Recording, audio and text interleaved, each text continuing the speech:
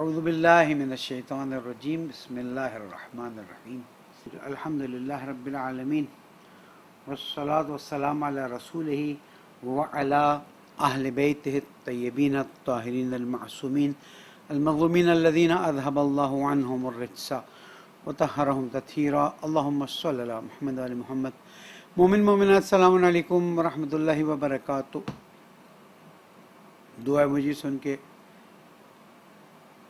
دل میں یہی خیال آ رہا ہوگا کہ اب ماہ رمضان کی 13ویں شب میں داخل ہو چکے ہیں اور آہستہ آہستہ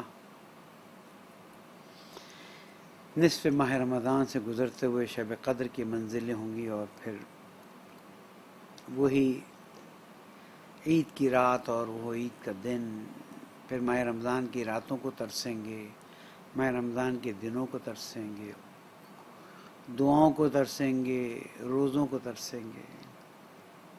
کیا ہی اچھا ہو کہ ابھی جب ہم اس مہینے میں ہیں اور آج 13ویں رات ہوئی ہے، ہم زیادہ توجہ کریں، عباداتوں کو اور بہتر بنائیں، واجبات کے ساتھ ساتھ نوافل کو بھی ادا کریں، روزوں کے ساتھ ساتھ قرآن مجید کی تلاوت کو اور بہتر کریں،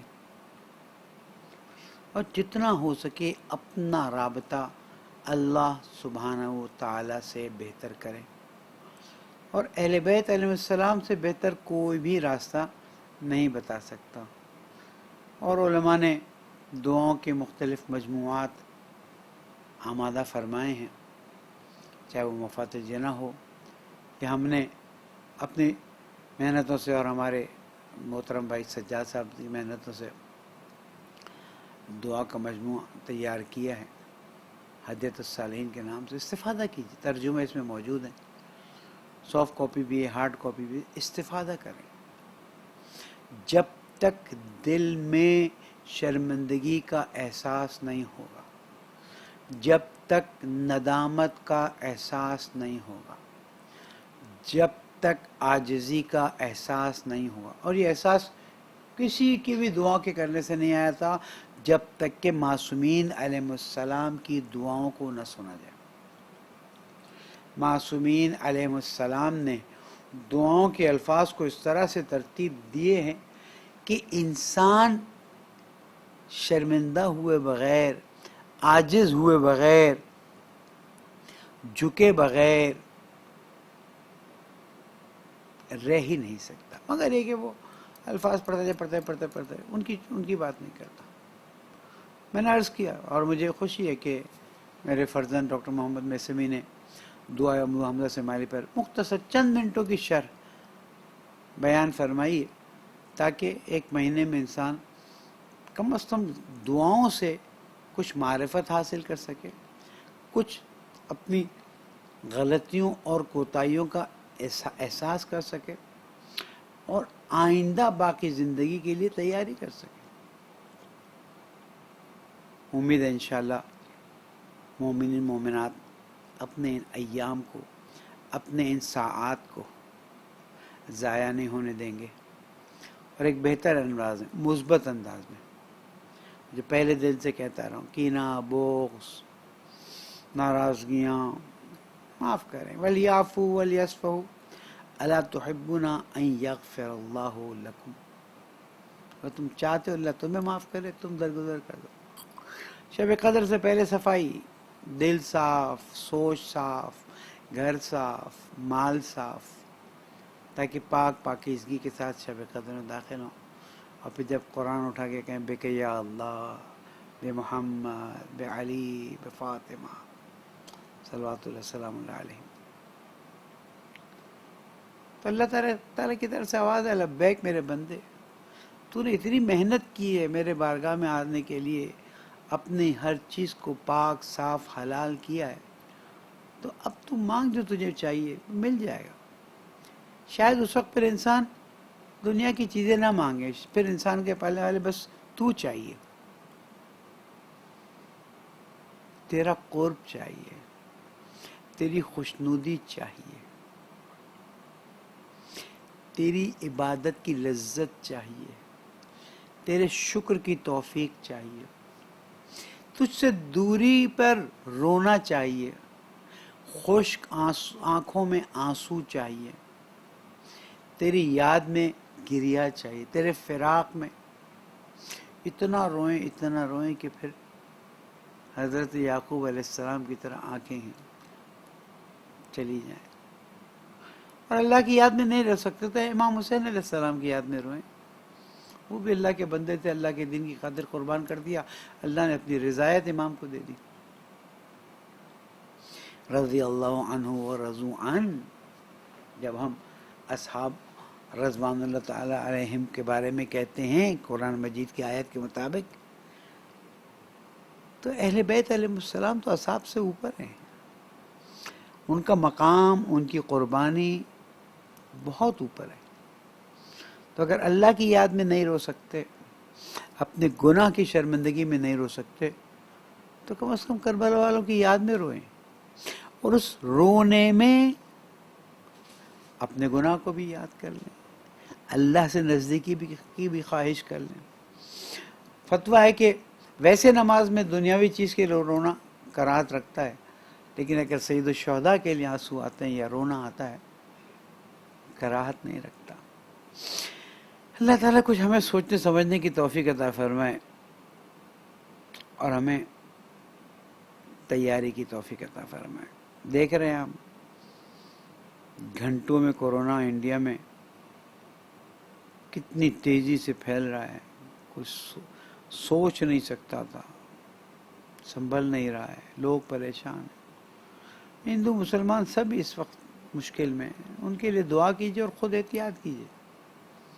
عید تک ہمارا کیا حشر ہو جاتا ہے نہیں معلوم، جتنا احتیاط کریں گے اتنا بہتر ہے، اور ظاہر ہے جان بچانا تو واجب ہے ہی ہے، اس لیے احتیاط کیجیے، درود پڑھ دیں محمد و آل محمد۔ اصحاب کی گفتگو کرتے کرتے آج اتفاقاً ہمارے ٹی وی چینل کی گفتگو میں بھی حضرت ابو ذر رضوان اللہ تعالی علیہ کی گفتگو آئی، اور وقت کم ہونے کی وجہ سے آرائز پیش نہیں کر سکا۔ میں چاہتا ہوں کہ حضرت ابو ذر رضوان اللہ تعالی علیہ کی زندگی کا کچھ تھوڑا سا حصہ میں آپ کی خدمت میں عرض کروں۔ حضرت ابو ذر کے بارے میں رسول اکرم نے فرمایا تھا کہ زمین کے اوپر اور آسمان کے نیچے ابو ذر سے سچا کوئی نہیں تھا، ابو ذر سے جری کوئی شخص نہیں تھا، ابو ذر سے مخلص کوئی شخص نہیں تھا۔ دیکھیں جب ہم یہ گفتگو کرتے ہیں تو ہم ائمہ معصومین کو اوپر لے جاتے ہیں، ہم انسانوں کی اس میں بات کرتے ہیں، عام لوگوں کی اس میں بات کرتے ہیں، اصحاب رسول کے لیول پر بات کرتے ہیں۔ ہمارے یہاں ائمہ معصومین کا درجہ الگ ہے، اصحاب کرام کا درجہ الگ ہے۔ ہاں اصحاب کرام میں حضرت ابو ذر، حضرت سلمان فارسی، حضرت مقداد اور چند عمار یاسر، ان کے رتبے کچھ اور ہیں۔ حضرت ابو ذر تاریخ میں یوں ملتا ہے کہ 20-21 سال کے تھے جب انہیں پتہ چلا کہ مکہ میں کسی نے اعلان نبوت کیا ہے۔ پہلے انہوں نے اپنے بھائی کو بھیجا کہ جاؤ چیک کرو، دیکھ کر آؤ۔ بھائی آئے، خاموشی سے تحقیق کر کے اور چیزیں پتہ کر کے چلے گئے۔ پھر حضرت ابو ذر خود آئے اور کہ ہم مکہ خانے کا آتے تھے، لوگ بیٹھتے تھے، ڈیرا ڈال دیا، کچھ دن ڈیرا ڈالے رکھا، بعض جگہ 3 دن۔ پھر مولا کائنات نے ان کو دیکھا کہ یہ ڈیرا ڈالے ہوئے ہیں، ان کو اپنے گھر لے گئے، کھانا کھلایا، رات کو رکھا۔ چھوٹے تھے مولا کائنات، کوئی شخصیت تو نہیں تھی بڑی۔ دوسرے دن تیسرے دن پہ کہا کہ آپ یہاں کیوں ہیں، کیا کرنا چاہ رہے ہیں؟ یہ بھی 20-21 سال کے، اور مولا کائنات کی ایج تو ظاہر ہے کہ بھی بہت کم تھی، 13-14 سال کی۔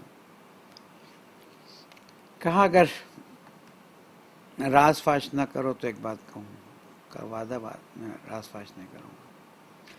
کہا میں نے سنا ہے یہاں پر کسی نے نبوت کا دعویٰ کیا ہے،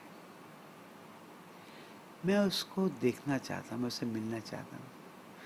ارے مولا نے کہا او ہو ابو ذر تو خیر بعد میں نام پڑا، جندب آپ کا اسم گرامی تھا، جندب.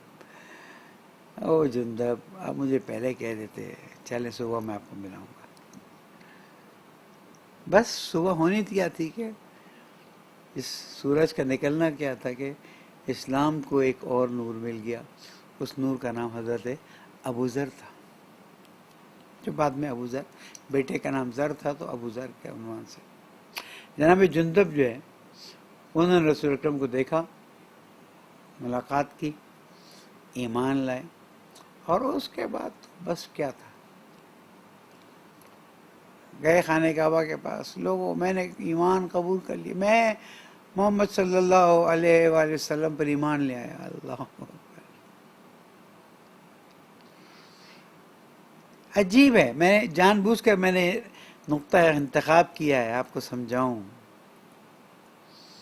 تاکہ میری اس بات کو میں ثابت کر سکوں کہ اسلام کا شام میں حشر نشر کیا گیا، اسلام کی ہستیوں کا حشر نشر کیا گیا، تباہ و برباد کر دیا گیا. اور ایسے بھی اصحاب کی گفتگو تھی، موقع تھا. آپ کو پتہ ہے کیا ہوا؟ حضرت ابو ذر کی پٹائی لگا دی گئی. ارے بڑی پٹائی لگائی. مولا کائنات آئے اور کچھ اور لوگ آئے، ظاہراً جناب عباس ابن عبد المطلب آئے کہ بھائی کیا کر رہے ہو، یہ بھی بڑے خاندان کا آدمی ہے، غفاری خاندان کا آدمی ہے، اس کے خاندان کو پتہ چلا تو اس زمانے میں تو پٹائیاں اسی طرح، اس زمانے میں تو خاندان کی بنیاد پر جنگیں ہو جایا کرتی تھیں، قبیلے کے قبیلے صاف ہو جاتے تھے. لوگ چلے گئے، دوسرے دن پھر چلے گئے. ایھا الناس، میں گواہی دیتا ہوں اللہ ہے کہ، اور محمد صلی اللہ علیہ وآلہ وسلم اللہ کے رسول. پھر پٹائی ہوئی. بہرحال تاریخ میں 3 مرتبہ 3 دن یہ ہوا. پھر شاید حضور اکرم نے کہا ابو ذر ابھی بہت پٹائی کھانی ہے، اپنے الفاظ میں کہہ رہا ہوں، اس لیے میں نے کہا شاید رسول اکرم نے فرمایا ابو ذر ابھی تجھے بہت پٹائیاں کھانی ہیں.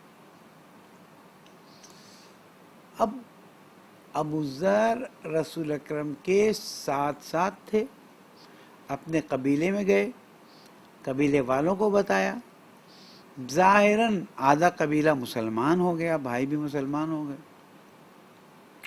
اور پھر رسول اکرم کے ساتھ ہو گئے.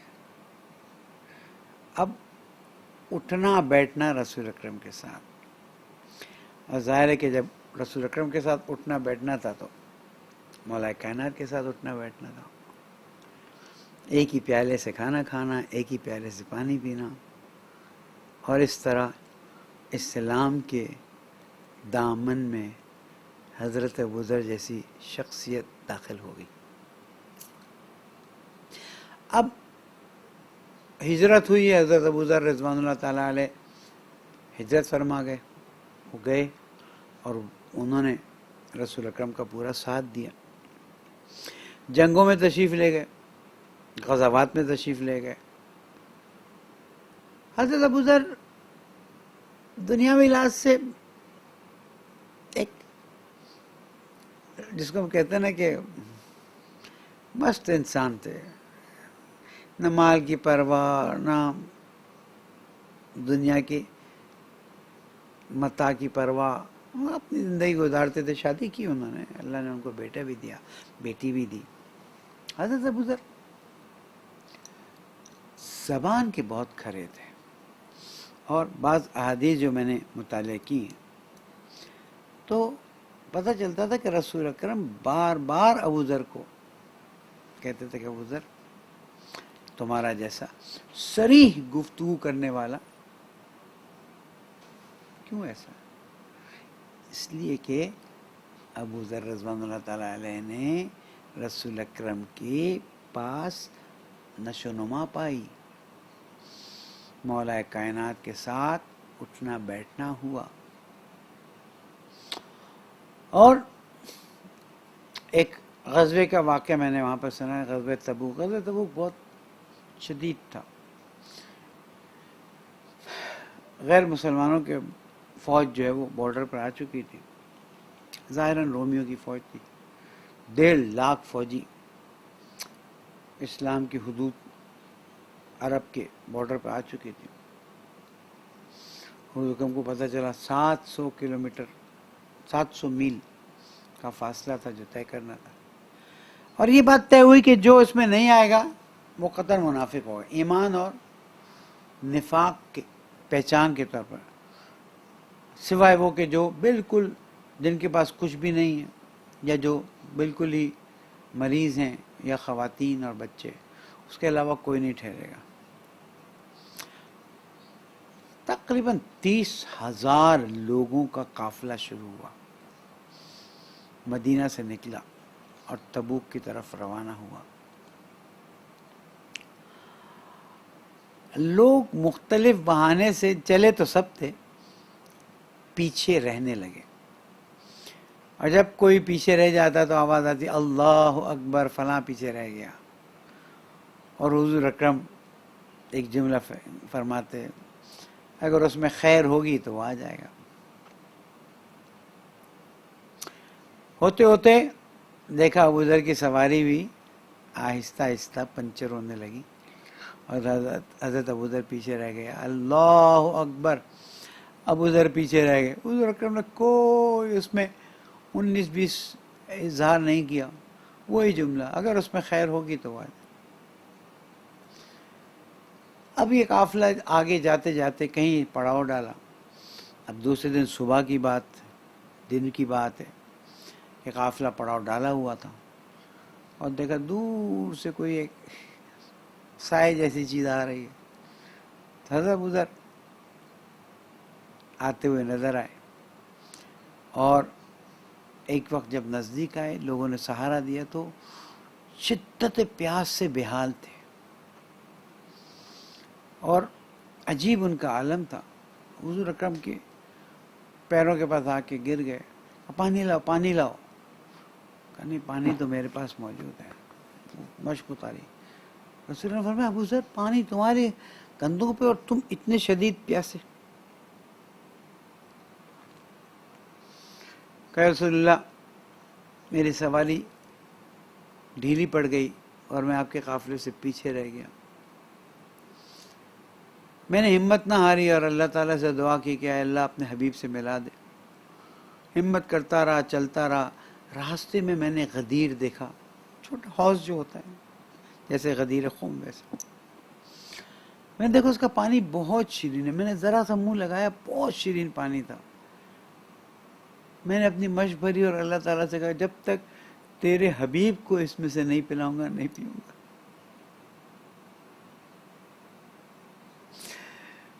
اب عشق اور محبت کی منزلوں کو دیکھیں، جن کو یہ فکر نہیں تھی کہ رسول اکرم کے بعد میں خلیفہ بنوں گا کہ نہیں بنوں گا، رسول اکرم کے ساتھ رہوں گا تو مجھے مال ملے گا کہ نہیں ملے گا۔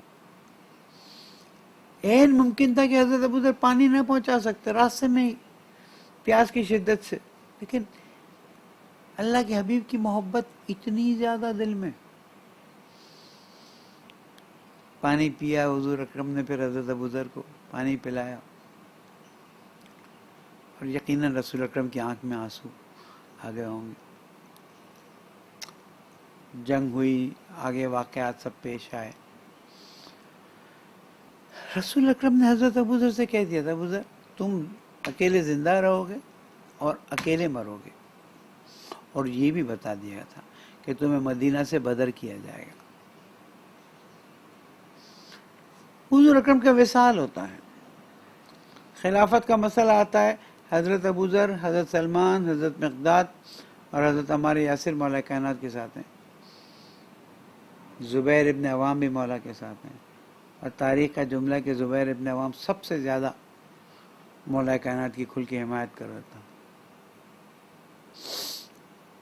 ان لوگوں نے مولا کائنات کا ساتھ نہیں چھوڑا، اسی لیے اصحاب کی جب گروپ بندی ہوتی تو یہ علی والے اصحاب اور یہ خلفاء والے اصحاب کو عنوان دیا جاتا ہے، اگرچہ کہ اگر کوئی مخلص صحابی رسول اللہ کا تو مخلص ہے، پھر کیا ہے۔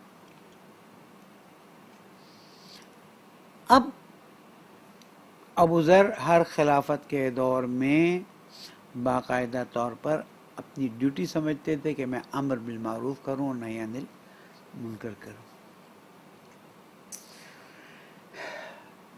جب تیسری خلافت کا زمانہ آیا اور سب کتابوں میں لکھا ہوا کہ حضرت ابو ذر نے دیکھا. اچھا ہوا کیا تھا کہ جنگیں ہوئی تھی نا تو مال بہت آیا تھا. تو تیسری خلافت کے زمانے میں مال بہت بٹنے لگا, لوگوں کے لیے مزے, عجیب و غریب صورتحال.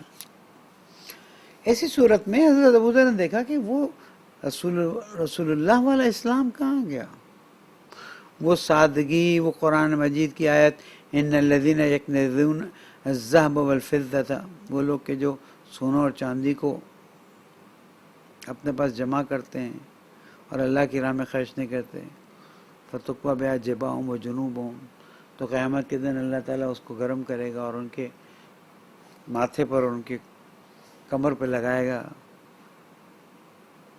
فذوقوا بما کنتم تکنزون, جو تم جمع کرتے تھے اس کو. یہ کہاں گیا؟ یہ وہ اسلام ہے, یہ وہ مسلمان ہیں, یہ وہ اصحاب رسول ہیں. تاریخ کے پلٹنے کو بیان نہیں کیا گیا اور کچھ عناوین بنا دیے گئے. بدری اصحاب, عشرہ مبشرہ جنہوں نے پرچم کے نیچے بیعت کی تھی, درخت کے نیچے بیعت کی تھی, اور ہجرت کرنے والے اصحاب, فتح مکہ سے پہلے مسلمان ہونے والے اصحاب. ہر ایک کو کسی نہ کسی چیپٹر کے یا عنوان کے تحت ایک سیکیورٹی دی گئی ہے. خاص کر بدری صحابہ کا عنوان تو ایسا بنا دیا گیا ہے کہ بدری صحابہ کا مطلب ہے بس اب کچھ بھی ہو جائے وہ جنتی ہے. اچھا چلو بدری صحابہ کے بارے میں تم کہتے ہو کچھ بھی ہو جائے جنتی ہے, فتح مکہ کے بعد جو صحابہ بنے ان کا کیا کہتے ہو؟ ان کو تو ان سے بھی اوپر لے جاتے ہو تم. کیوں؟ تاریخ میں نہیں پڑھتے ہو کہ کیا ہوا؟ بس کیونکہ اسلام قبول کر لیا فتح مکہ کے بعد. خود قرآن مجید میں اللہ تعالیٰ فرماتا ہے فتح مکہ سے پہلے والے مسلمان اور فتح مکہ کے بعد والے مسلمانوں میں فرق ہے. حضرت ابو ذر نے تیسری خلافت میں دیکھا کہ اب مسلمان نہ وہ نماز پڑھتے ہیں جو پڑھی جاتی تھی, نہ وہ عبادت کرتے ہیں, نہ وہ امر بالمعروف ہے, نہ وہ نہی عن المنکر ہے. اسی طرح سے ہمارے یاسر نے دیکھا اور ہمارے یاسر نے جا کے نصیحت کی تو ان کی پٹائی کی گئی. آئی چیلنج حضرت عمار یاسر, جن کو رسول اکرم نے فرمایا تھا عمار تقتلک الفئۃ الباغیہ, تم کو ایک باغی گروہ قتل کرے گا, اور اس کا مطلب ہے جس گروہ کے ساتھ تم ہوگے وہ حق پر ہوگا. تیسری خلافت کے زمانے میں جناب عمار یاسر کی پٹائی کی حد تک کہ بے ہوشی کا عالم تھا, اور پھر جناب ام سلمہ کے گھر میں فوراً تیزی سے لے لیا گیا کہیں جان نہ نکل جائے. کیوں مسلمان بعض لوگوں اور بعض زمانے میں ایک تقدس کا حول بنا لیتے ہیں, ایک تقدس کا حالہ بنا لیتے ہیں کہ بس وہ جو ہو گیا چھوڑ دو.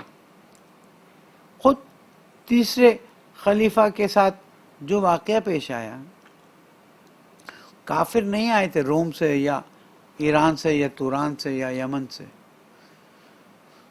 اسلامی مسلمانوں کے شہروں سے, اسلامی شہروں سے لوگ آئے ہیں, اور جو مظالم ڈھائے گئے ہیں ان مظالم کو انہوں نے بیان کیا. اور پھر بھی تیسرے خلیفہ ان کے اوپر ہونے والے مظالم اور زیادتیوں کا ازالہ کرنے کے لیے تیار نہیں تھے. حضرت ابو ذر کا کیا حشر ہوا؟ حضرت ابو ذر رضوان اللہ تعالیٰ علیہ جب اتنا کچھ تلقین کرنے لگے, اتنی نصیحت کرنے لگے, پسند نہیں آیا. کہ بھائی اس کو یہاں سے نکالو, یہ ہمارے لیے بڑی مصیبت کا باعث بنا ہے. خط لکھا اور مدینہ سے شام بھیج دیا. حضرت ابو ذر شام تشریف لے گئے اور ایک عرصہ شام میں گئے تو پھر وہاں کا حال دیکھا. علامہ مودودی نے لکھا ہے نا خلافت و ملوکیت. وہ ملوکیت کو انہوں نے وہاں دیکھا. بولے میں اسلامی ملک میں ہوں, میں کہاں ہوں بھائی, مسلمان ہیں, یہ اسلام ہے, یہ کیا ہے, کہاں کھڑے ہوئے ہیں ہم. مدینہ والا اسلام پھر بھی انہیں اسلام نظر آنے لگا. مدینہ میں شور فرما رہے تھے, تلقین فرما رہے تھے, لیکن جب شام آئے تو بولے بھائی یہ کون سا اسلام ہے. اور وہاں پر انہوں نے بہت زیادہ اقوال رسول کو بیان کرنا شروع کیا, آیات قرآن پڑھنا شروع کی کہ تم کون سے مسلمان ہو, کس طرح کے مسلمان ہو. ایک درود پڑھ دیں محمد والے پر.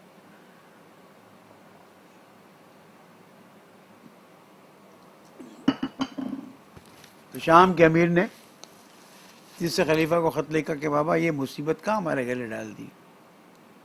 جہاں جاؤ آواز آ رہی کہ ابو ذر غفاری صحابی رسول, کیا اشر کیا آپ کو پتہ, تنگ آ کے حضرت ابو ذر غفاری کو ایک بغیر کجاوے کے اونٹ پر بٹھایا, پیروں کو نیچے سے باندھا, رضوان اللہ تعالی علیہم اجمعین, یہی ہے نا ہمارا, پیروں کو باندھا اور دمشق سے مدینہ تک بھیجا. جب پہنچے ہیں تو ان کے ران اور پیروں کے جو گوشت ہوتے ہیں, کاف مسلس, سب گل گئے تھے. یہ جو کربلا والوں کو اسیر کیا گیا نا, یہ انہی لوگوں نے کیا. یعنی کہاں تو اصحاب کو ہم کہاں لے جاتے ہیں, کہاں امیر شام اصحاب کے ساتھ کیا اشر کرتے ہیں. وہ بھی رضی اللہ تعالیٰ, یہ بھی رضی اللہ تعالیٰ, ہماری سمجھ میں نہیں آتا بھائی. ظلم کرنے والا بھی رضی اللہ, مظلوم بھی رضی اللہ. کیا وہ ان کے مسائل تھے, وہ جانے بھائی, تو پھر ہماری عقل کہاں ہے. خود حضرت ابوذر نے حدیث پڑھی تھی, اور اس حدیث میں تھا کہ جب بنی امیہ کو تم مسند پہ دیکھو, چھوڑ دیں, اب میں اس بات کو آگے نہیں بڑھاتا, پھر مشکلات ہو جاتی ہیں. حضرت ابوذر جب واپس مدینہ آئے, کیا حشر تھا ان کا. اہل بیت علیہ السلام نے ان کا خیال کیا, ان کی بیوی, ان کے بچوں نے ان کی مرہم پٹی کی. کچھ دنوں بعد پھر کھڑے ہو گئے, ایھا الناس, یہ تو رسول اللہ کا دین نہیں, ایھا الناس, یہ تو رسول اللہ نے نہیں فرمایا, یہ غلط کر رہے ہیں, وہ غلط کر رہے ہیں, وہ غلط کر رہے ہیں. اور پھر کسی نے جا کے کہا بھائی مروان ان کو روکو نا. اچھا بڑی عجیب بات ہے, مروان اور اس کے باپ کو حضور اکرم نے مدینہ بدر کیا تھا, تیسری خلافت میں انہیں واپس بلا کر باقاعدہ پوسٹ دی گئی. اور حضرت ابوذر کے جن کے بارے میں رسول اکرم نے فرمایا, اتنی حدیث ہے ہمارے پاس, اتنی حدیثیں کہ رسول اکرم نے کتنا احترام کیا, ان کو مدینہ بدر کیا گیا. سبھی رضی اللہ تعالیٰ عنہ. سمجھ میری بات.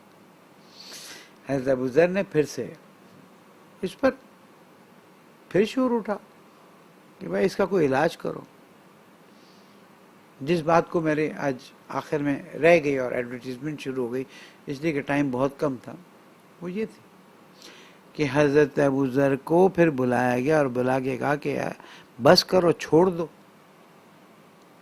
ایک شیرین واقعہ بھی بیان کر دوں. حضرت ابوذر مسجد میں لیٹے ہوئے تھے, مسجد نبوی میں, کہ خلیفہ کے غلام کو کہا گیا کہ تیسرے خلیفہ نے غلام سے کہا کہ یہ اشرفی کی تھیلی ابوذر کو دے دو, اگر ابوذر نے قبول کر لی تو تم آزاد ہو. تو غلام خوش ہو گیا, بھائی چلو. ہو گیا, اٹھایا ابوذر بولے وہ کیا ہوا, یہ تمہارے لیے اشرفی کی تھیلی آئی ہوئی. کہا مجھے نہیں چاہیے, لے جاؤ اس کو. تو غلام نے کہا بھائی تم قبول کر لو گے تو میں آزاد ہو جاؤں گا. کیا اس اشرفی کی تھیلی سے تم آزاد ہو اور میں غلام بن جاؤں؟ میں نہیں کرتا یہ کام. پھر میں کہوں گا اس کانسیپٹ کو غلط مت لیجئے گا. مال کا ہونا غلط نہیں ہے, مال کا دبائے رکھنا غلط ہے, مال کا مس یوز غلط ہے, اگر آپ کے پاس مال اور اللہ کی راہ میں خرچ کرتے ہو تو کیا حرج ہے؟ اگر آپ کے پاس مال ہو اور آپ مومنین کی مدد کرتے ہو تو اس سے بہتر کیا ہے؟ اللہ آپ کو اور مال دے، آپ اور مال خرچ کریں. ہم دیکھتے ہیں، میں تو اپنے زمانے میں دیکھتا ہوں لوگوں کو فون کرتے ہیں، جمیل صاحب کہیں خرچ کرنے کا مورد ہو تو بتائیے گا. اور الحمدللہ ہم بتاتے ہیں، وہ لوگ جا کے خرچ بھی کرتے ہیں. کورونا کے زمانے میں یعنی بعض مرتبہ تو مومنین ڈبوں میں بھر کے دے جاتے تھے، ہمیں پتہ نہیں چلتا تھا، نام نہیں بتاتے تھے کہ بھئی یہ بس آپ قیامت میں جواب دیں کہ یہ کورونا کے راشن میں تقسیم ہو جائے. تو مال برا نہیں، مال کے پیچھے دیوانہ ہونا، مال کو صرف جمع کر کے رکھنا یا مال کو غلط راہ میں خرچ کرنا. وہ آپ نہیں خرچ کریں گے، آپ کا بچہ خرچ کرے گا. آپ کا بچہ بھی اگر کنجوس ہوگا تو اس کا بچہ خرچ کرے گا. صحیح اس میں خرچ کرے گا تو اس کا ثواب ملے گا، غلط اس میں خرچ کرے گا. میرے مولا نے فرمایا نا، اے لوگوں، یہ مال جو ہے نا جو تم چھوڑ کے جا رہے ہو، حساب تمہیں دینا ہے، مزے تمہاری اولاد کریں گے. اب اگر وہ تمہاری اولاد اس مال، اب ان کا مال ہے، تمہارا مال نہیں، مال تو کسی کا نہیں ہوتا نا. ایک سیکنڈ میں میری آنکھ بند ہوئی، آنکھ بند ہونا اور مال ٹرانسفر ہو جانا. مثال دیتا ہوں، ایک ایکسیڈنٹ ہوا، باپ اور بیٹا ایک ہی ایکسیڈنٹ میں مرے. باپ چند سیکنڈ پہلے مرا، بیٹا چند سیکنڈ بعد مرا. تو شریعت کے لحاظ سے باپ کی وراثت بیٹے کو جائے گی، اس لیے کہ بیٹا باپ کے مرنے کے وقت زندہ تھا. اس کے بعد بیٹے کی وراثت سے تقسیم ہوگا. وہ مالک بن گیا نا، اس نے جو کرے وہ کرے. آپ کے پاس تھا، آپ نے تو نہیں خرچ کیا. آپ کے پاس تھا، آپ نے تو دبائے رکھا. آپ سے مطلب جس کے پاس تھا وہ دبائے رکھا.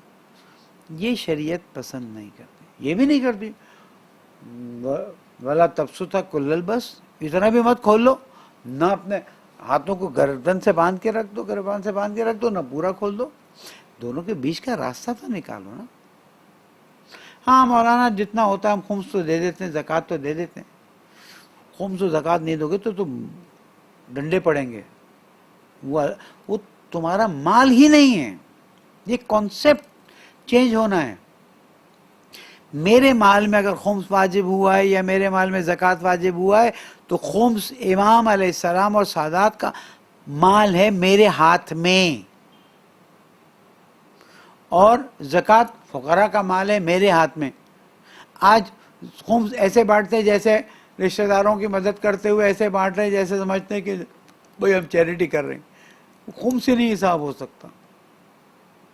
ٹھیک ہے آپ ان کو عزت نفس کی خاطر نہ بتانا چاہیں، ایک الگ مسئلہ ہے، لیکن اس طرح سے آپ دیں کہ جیسے آپ اپنا مال دے رہے ہیں، یہ آپ کا مال ہے ہی نہیں. شریعت کے لحاظ سے خمس جس لمحے واجب ہوا اس کے بعد آپ اس مال میں اس وقت تک خرچ کر ہی نہیں سکتے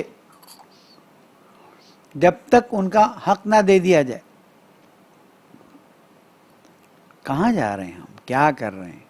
ہم سمجھتے ہیں کہ بس امام کے نام پر مال نکال لیا اور خود اپنے ہاتھ سے چیریٹی کر دی. چیریٹی نہیں ہے. سہم امام دین کی مضبوطی کے لیے ہے، مدارس دینیہ کی مضبوطی کے لیے ہے، تبلیغ کے لیے ہے، علماء کے آگے بڑھنے کے لیے ہے، ریسرچ کے کاموں کے لیے ہے. سہم سادات کا حق ہے، زکوٰۃ عام مسلمانوں کا حق ہے. تو حضرت ابوذر اگر مال و دولت سے بالکل آزاد تھے، اس کا مطلب نہیں کہ مال و دولت بالکل کوئی فائدہ نہیں میرا نہیں ہے. بہت سے لوگ ہیں، مثال تو نہیں دینا چاہتا، لیکن میرے اطراف کے دو ہستیاں تھیں، اصلاً ان کو توجہ ہی نہیں تھی. اللہ نے دیا تھا بہت، لیکن توجہ ہی نہیں تھی. ٹھیک ہے، اللہ کے راہ میں یعنی مرتے وقت بھی ان کی وراثت میں کوئی خاص چیز تقسیم نہیں ہوئی. یعنی کوئی ٹوپی، کوئی چھڑی، کوئی قرآن مجید، کوئی تسبیح، کوئی مہر. اچھی زندگی گزاری، بچوں کو تربیت دی، نکل گئے دنیا سے. تو حضرت ابو ذر کی سادہ زندگی کو اس طرح سے مثال نہیں لے سکتے ہیں کہ بھائی بس سب چھوڑ دو. نہیں، جو فیسلٹی تم لینا چاہتے ہو اسراف کی حد میں نہ ہو تو اسے لو، لیکن باقیوں کا بھی خیال کرو. حضرت ابو ذر کو آپ کو پتہ ہے کیا ہوا؟ حضرت ابو ذر کو بلایا گیا شورا میں اور بلا کے کہا گیا ابو ذر یا تو منہ بند کر لو، یہ لو مال سامنے رکھا، یا تمہارا منہ بند کر دیں، یا پھر تم پھر سے مدینہ بدر کیے جاؤ گے. یا اللہ، اسلام، اصحاب رسول. ابو ذر اصحاب رسول میں سے نہیں، مقداد، عمار، سلمان فارسی اصحاب رسول میں سے نہیں. حضرت ابو ذر نے کہا کہ یہ مال میرا منہ بند نہیں کر سکتا. تمہاری طاقتیں، شام سے مجھے تم نے بلایا، کس حال میں بلایا؟ پھر بھی میں تو امر بالمعروف اور نہی عن المنکر سے خاموش نہیں رہوں گا، پیچھے نہیں ہٹ سکوں. میرا وظیفہ ہے. اللہ کے حبیب نے مجھے یہ ڈیوٹی دی، اللہ تعالیٰ نے مجھے یہ ڈیوٹی دی. ابو ذر تمہیں مدینہ بدر کیا جائے گا، کہاں جانا چاہو گے؟ اب یہ جملہ معترضہ ہے، یعنی کہ ایسا کرو پھر سے شام بھیج دو، وہاں پر ابھی بہت کام کرنا باقی ہے. کہ شام تو نہیں بھیجیں گے، کوئی اور جگہ. کہنے لگے پھر مجھے ربضہ ہی بھیج دو. اسلام سے پہلے میں وہاں پر ہوتا تھا اور مجھے نفرت تھی اس حالت سے جو اسلام سے پہلے والی حالت تھی. حضرت ابو ذر کو ربضہ بھیجنے کے لیے اعلان ہوا. ایہن، پڑھے نا تاریخ کی کتاب میں، اصحابی اصحابی. قیامت کے دن رسول اکرم آئیں گے اور فرمائیں گے میرے اصحاب، میرے اصحاب، جن کو بھیجا جا رہا ہوگا. اللہ تعالیٰ فرمائے گا تم نے نہیں دیکھا تمہارے اصحاب نے تمہارے بعد کیا کیا؟ جناب زہرا پہ کیا ظلم کیا، حضرت ابو ذر پہ کیا ظلم کیا، حضرت عمار پہ کیا ظلم کیا. اعلان ہوا کہ ابو ذر کو ربضہ کی طرف بدر کیا جا رہا ہے. مدینہ شریف ہے، اصحاب رسول ہیں، کسی میں جرت نہیں ہے کھڑے ہو کے کہنے کی کہ کیا کر رہے ہو. آپ کہیں گے مولا کائنات کی بھی جرت نہیں تھی. مولا کائنات سیاسی امور میں دخالت ہی نہیں دے رہے تھے. جب اعلان ہوا تو مولا کائنات امام حسن اور امام حسین کھانے پینے کی چیزیں لے کر، بکری وغیرہ لے کر حضرت ابو ذر کی رخصتی کے لیے نکلے. مروان آیا، کہا علی تم نے نہیں سنا ہے کوئی ابو ذر کو خداحافظی کرنے نہیں جائے گا بارڈر تک. میرے مولا نے کہا، مجھے کہنا گیٹ لاسٹ. حضرت ابو ذر کو خداحافظ کرنے مدینہ کے حدود تک گئے. تو امام حسن یا امام حسین میں سے کسی نے کہا کہ امو آپ پریشان مت ہوں، اللہ آپ کے ساتھ ہے. ظاہراً حضرت ابو ذر نے یہ الفاظ ادا کیے کہ آقا زادوں، جس کا امام زمان اس کی خدا حافظی کے لیے آئے، اسے گلے لگائے، اسے رخصت کرے، اسے افسوس کی کیا ضرورت ہے. میرے مولا نے گلے لگائے. ابو ذر، خدا حافظ رسول اکرم کی بات سچی ہوتی جا رہی. حضرت ابو ذر ربضہ چلے گئے. وہاں پر ظاہراً آپ کا بیٹا بھی فوت ہو گیا اور پھر آپ کی بھی حالت بہت خراب ہوئی. اس علاقے میں زیادہ آبادی نہیں تھی. حضرت ابو ذر بیمار پڑے، انتقال کر گئے. ایک قافلہ وہاں سے گزر رہا تھا. اس قافلے والوں کو حضرت ابو ذر کی بیوی نے بلایا. انہوں نے غسل و کفن دیا، دفن کیا، نماز جنازہ پڑھی، دفن کیا. میرا امت مسلمہ سے سوال ہے، کب تک پردہ ڈالتے رہو گے؟ لوگوں کی آنکھوں میں کب تک ہم دھول جھونکتے رہیں گے؟ لوگوں کی نظروں میں کب تک ہم تقدس کا ایک حالہ بنا کے رکھیں گے؟ حقائق کو کھل کے بیان کر دیجئے. لسٹ ہے حقائق کی، ان حقائق کا مطالعہ کرنا شروع کر دیجئے.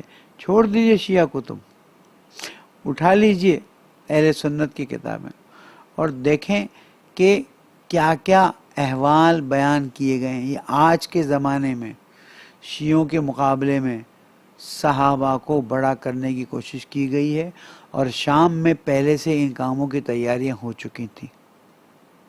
میں بار بار ایک جملہ کہتا ہوں اور میرا دل چاہتا ہے میں ہر درس میں یہ کوئی نہ کوئی ریفرنس سے بات کروں کہ جس زمانے میں امیر المومنین مولا متقیان علی ابن ابی طالب علیہ السلام پر منبر سے لعن ہو، اس زمانے میں سب کچھ ممکن تھا. آپ تقدس کے حالے کو ہٹائیں اور لوگوں کو حقیقت تک پہنچنے دیں اور خود انہیں ڈیسائیڈ کرنے دیں کیا صحیح کیا غلط، کیا حق کیا باطل. علی مع الحق والحق مع علی دار حیث یدار علی. حق علی کے ساتھ ہے اور علی حق کے ساتھ ہے، اور حق علی کے اطراف میں گھومتا رہے گا اور علی کے پیچھے پیچھے چلتا جائے گا. جہاں علی جائیں گے وہاں حق ہوگا. کوئی فائدہ نہیں ہے چیزوں کو چھپا کر، کوئی فائدہ نہیں ہے. اللہ تعالی ہماری ہدایت فرمائے اور ماہ رمضان میں اصحاب رسول اور اصحاب امام زمانہ کی معرفت حاصل کرنے کی توفیق عطا فرمائے. ہماری دعاؤں کو قبول فرمائے، گناہوں کو معاف فرمائے، بہتر انداز میں دین کو سمجھنے کی توفیق عطا فرمائے. کورونا کے شر سے ہم سب کو محفوظ رکھے اور پھر سے ہم نارمل زندگی گزاریں اور تیری عبادت و اطاعت کی لذت حاصل کریں. پالنے والے ان ٹوٹی پھوٹی عبادتوں کو، روزوں کو، نمازوں کو، دعاؤں کو، قرآن مجید کی تلاوت کو، توبہ اور استغفار کو قبول فرما. ملک کو امن کا گہوارہ بنا. مرحومین اور شہداء کے درجات بلند فرما. زمانے کے امام کو راضی فرما، ان کے ظہور میں تعجیل فرما. والسلام علیکم ورحمۃ اللہ وبرکاتہ.